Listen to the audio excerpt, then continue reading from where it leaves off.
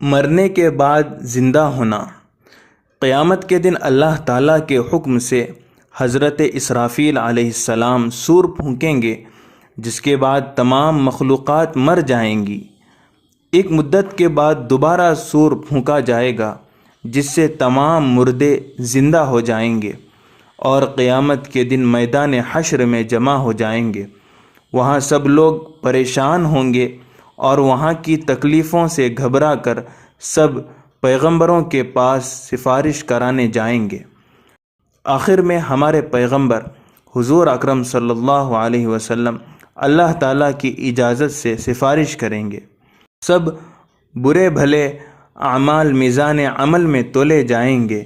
نیک لوگوں کے اعمال نامے ان کے داہنے ہاتھ میں اور برے لوگوں کے ان کے بائیں ہاتھ میں دیے جائیں گے۔ جہنم کے اوپر پل صراط پر چلنا ہوگا۔ جو لوگ نیک ہوں گے وہ پار ہو کر جنت میں چلے جائیں گے اور برے لوگ دوزخ میں گر پڑیں گے۔ دوزخ پیدا کی جا چکی ہے۔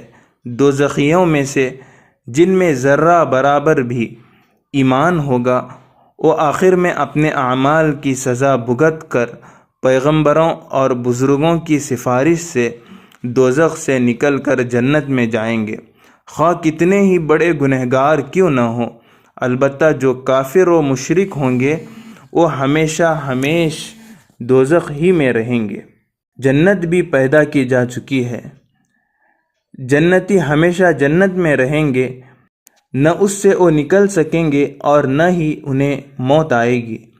جن لوگوں کا نام لے کر اللہ تعالیٰ کے رسول صلی اللہ علیہ وسلم نے جنتی بتلایا ہے، ان کے سوا کسی کو یقینی طور پر جنتی نہیں کہہ سکتے۔